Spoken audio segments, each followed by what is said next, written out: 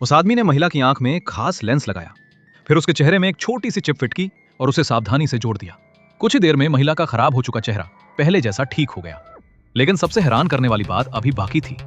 अब वो अपना चेहरा किसी भी इंसान जैसा बदल सकती थी, बस एक बार पलक झपकाने की देर थी। महिला ने एक फैशन मैगजीन उठाई और देखते ही देखते उसका चेहरा मैगजीन के कवर पर बनी मॉडल जैसा हो गया। अपना चेहरा वापस पाकर डैटियो बहुत खुश हुई।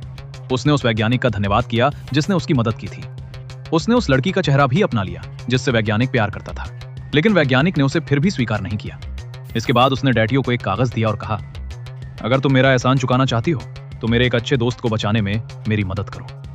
अब डैटियो के सामने एक नया और खतरनाक मिशन था। महिला ने जेल के वार्डन की पत्नी का रूप धारण कर लिया और जेल के अंदर पहुंच गई।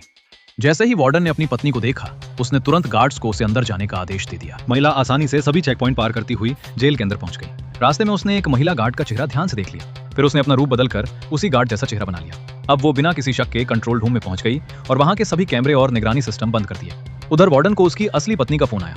शुरुआत में उसे लगा कि वो किसी काम से फोन कर रही है, लेकिन जब पत्नी ने बताया कि वो अभी भी सड़क पर फंसी हुई है तो वार्डन को समझ आ गया कि कुछ गड़बड़ है।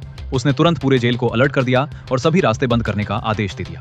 फिर उसने एक कर्मचारी को एक्सेस कार्ड देकर कम्युनिकेशन रूम में जाने को कहा, लेकिन उसे क्या पता था कि वो कर्मचारी असल में वही महिला थी जो भेष बदलकर घूम रही थी।